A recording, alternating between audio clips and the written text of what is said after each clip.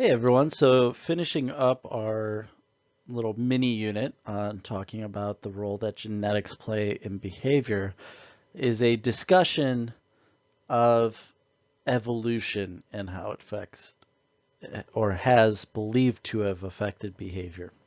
And evolutionary psychology has become quite important in terms of or an important subfield of psychology, looking at the ways in which behavior has sort of changed over time, but also in terms of what types of behaviors are passed down through genetics and the possible reasons for that. So just a few reminders on genes and behavior. So in terms of regulation and gene expression, not all genes an individual possesses are expressed at all times. Genes can be switched on and off, so to speak. And oftentimes these are due to signals from inside and outside the body, like hormones or chemicals or pheromones, but also because of stress in the environment as well. And at times, sometimes genes are permanently switched off, mostly achieved by methylation of the DNA molecule as part of the developmental process. And Sometimes this is referred to, or the effect on genes is sometimes referred to as epigenetics. Uh, and then also the potential, especially through evolution, for mutations to occur when there are actual alterations of the DNA and having that passed down through generations. So in terms of evolution, I'm sure everyone in here has heard of what evolution is or has learned about it, but this again is a theory developed by Charles Darwin, first published in the mid 19th century. So about 150 or 170 years ago at this point. And it refers to the change in heritable traits that happens over generations. Variations in species and behavior continue through a series of mutations that form which attempt to aid either the survival and success of the species or lead to the eventual extinction of that species. And if the genes code for behavior and physical traits, then behavior is subject to evolutionary pressures in the same way that physical traits are subject to those pressures as well. Things like language, things like aggression. All of these things could be evolutionary processes. In terms of natural selection, this was part of Darwin's principles for evolution. And there are a few basic tenets uh, of this. So more individuals each generation are produced that can survive. The second type are phenotypic variation. It exists among individuals and the variation is heritable.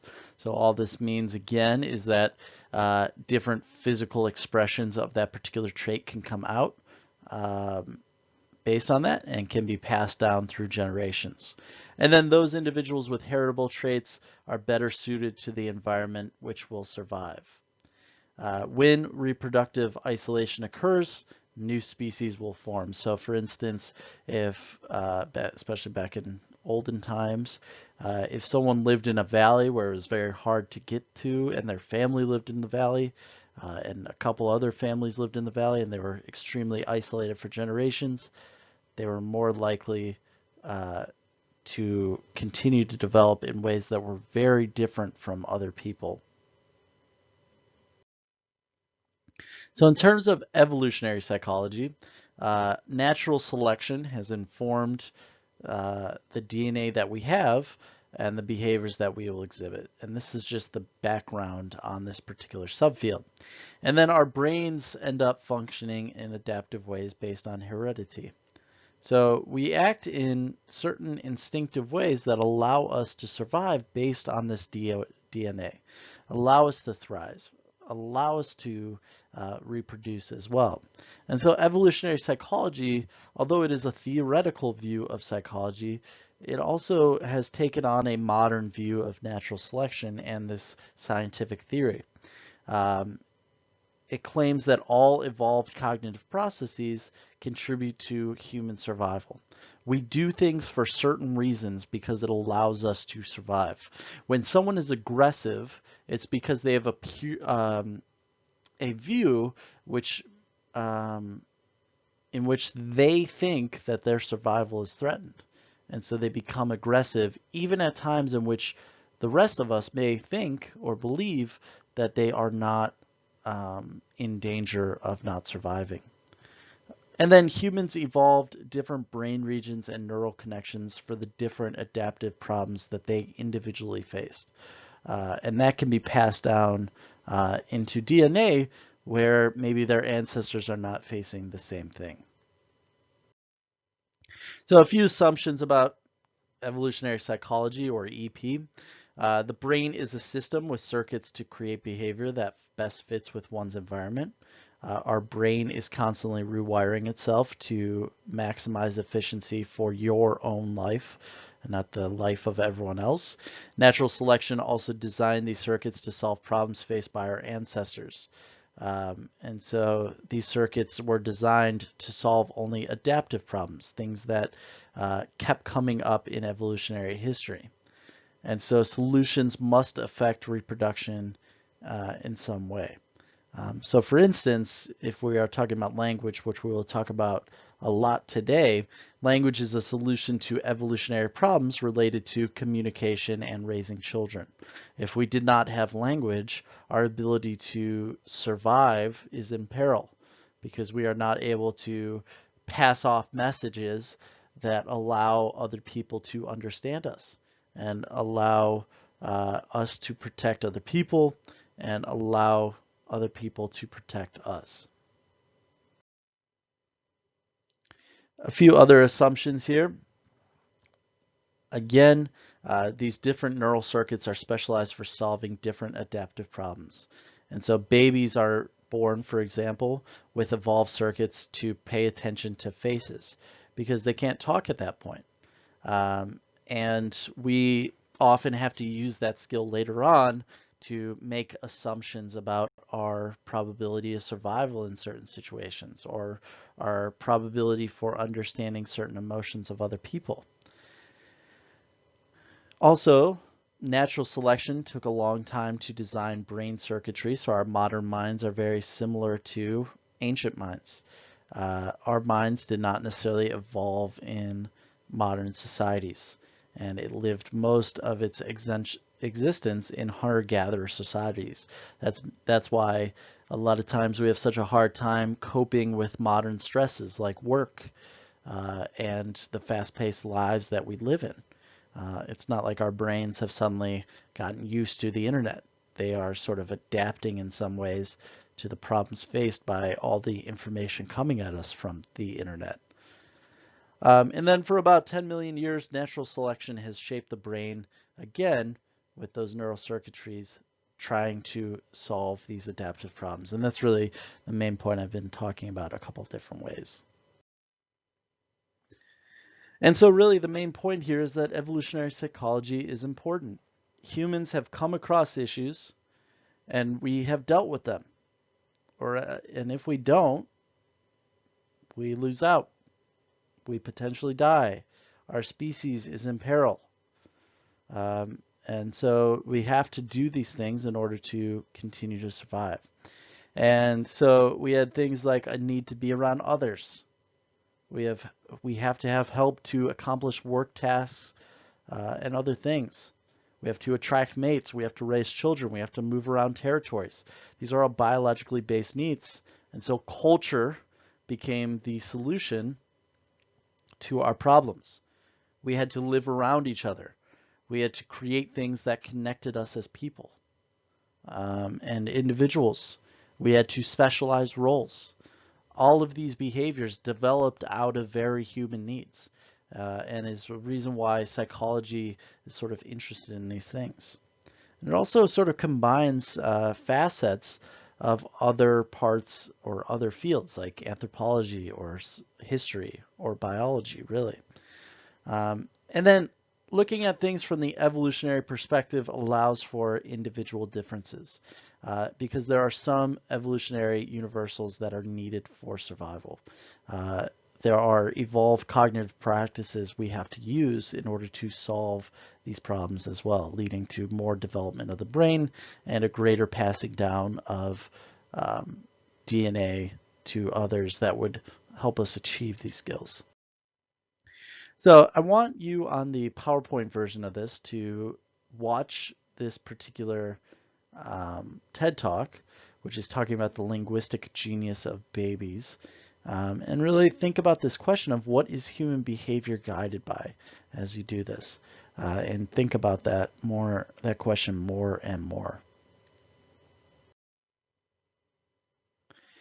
All right, so in terms of thinking about evolution, this debate of nature versus nurture again comes up. Are we a product of our biology, or are we a product of our environment? And is our behavior guided more by what is born within us or what is taught to us? To what extent is our humanity chosen? Is it free will or is it destiny? These are all questions that come up within evolutionary psychology, and especially this idea of language, which we're going to be talking about here for most of the rest of this PowerPoint. So in terms of language and evolutionary psychology, this was one of those necessary cognitive practices that evolved throughout time in order to allow us to continue with that. And you can answer this question on your notes in your own time, but why do you think that we may have developed language as a way to survive? Why wasn't it something else that ended up developing? So again, the main problem here that humans had to solve, how do we transmit practices to the next generation? I mean, imagine having to learn the world without a common set of guidance and rules and knowledge. I mean, we would be discovering the world generation by generation and not individual by individual. So the solution was develop communication forms that are common for groups, which they can pass this on as necessary for survival information. And this became a tool for enculturation as well. You know, really one of the main ways in which we transmit ideas and transmit our culture is through that language aspect. So things like cultural values become part of language. And then babies come into the world with evolved potentials to help them learn culture's language. And we end up having an innate learning bias and strategies that aid the learning of language. Babies do discover the rules of language used by their culture from evolved and built-in perceptual abilities. We start hearing the same words over and over again, and we start to use them more and more. And there's a certain neuroplasticity for language in babies that ends up taking place. And the two studies, one of which we've already seen, are going to talk about this particular facet. So the process of language learning, again, infants have an innate ability to perceive basic units of all languages. They are built for the phonemes of all languages and the sounds of all languages. They don't understand the meaning, but they can discriminate between those things. They can sort of have different reactions to those different sounds. Babies also use learning strategies to map language rules. And by 9 months, they can start to detect the legal pattern for sounds by the culture's languages. They don't know, again, what the words mean, but they can start to identify who they're referring to, what they're saying, that sort of stuff. The idea of parentese, and I'm going to try and grace you with what parentese is, but really this is when people use high-pitch words, either for babies and for dogs. So if I went up to a dog and was like, "Oh, you're such a good boy," something like that, that is parentese. And this is beneficial to helping not only students but also babies and help babies discriminate speech sounds and highlight ways to use words. There's also a critical language for learning one's own first language. Oftentimes it's been theorized that you must learn the first language by the age of puberty, or else you may never learn it. And so what this leads to for second language learning is that it becomes increasingly harder, especially after puberty, to learn a new language. Not impossible, but very difficult. So this video I want you to watch, and you may have already seen, so if you haven't watched it before, please watch it. But this is from the Werker and Lalonde study that we're going to be talking about here in just a second. So this is the Ba-Da experiment, which we talked about with neuroplasticity. This is a quasi-experiment that demonstrated that children's speech perception is reorganized by the end of the first year of life. We lose that ability for universal language learning.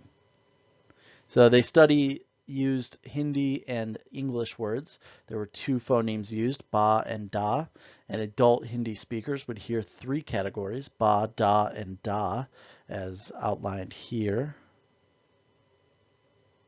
Sorry for crossing it out.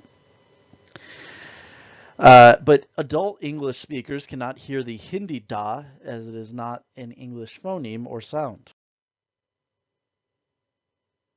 So the aim of this experiment, again, see what babies could hear and at what age developmental changes occurred.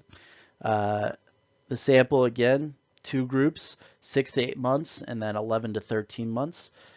And what they did was that they would play. The researcher would be standing over trying to get the baby's attention. And then there'd be a doll that was clanging cymbals and saying the three phonemes.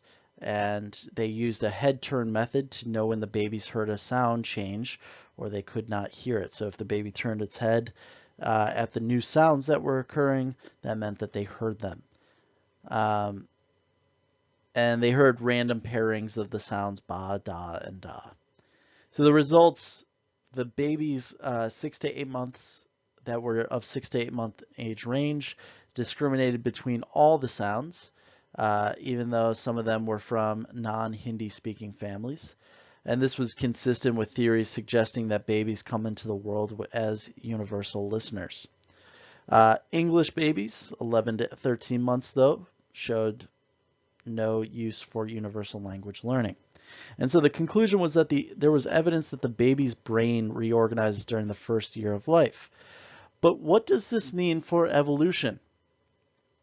Right? Because, a lot of this is talking about neuroplasticity. If we were to write an essay on evolutionary psychology, we would want to point out that the evidence that we are universal language learners, or we have the ability for this, shows that through genetics we are passed down these traits for language learning because we may live anywhere in the world. And our brain is adaptable in those ways, and our brain has said that it's important for us to still have this ability to talk, even though 5, 6, 7 generations of our family may be English speakers. These abilities for universal language learning is still passed down through generations. And so you want to really make sure that you're highlighting those aspects. The next study is Kuhl and Gaxiola from 2008, and this is a very similar study in terms of looking at language and seeing whether when babies recognize certain sounds versus not. So the aims of the experiment was whether social interaction was required for developing language potentials. And they really asked this research question of, would the babies be able to also discriminate Mandarin sounds at 11 months, even though they did not hear it from their parents? Could you hear this from other parents, or from other people, I should say, not parents, and still be able to discriminate universal phonemes?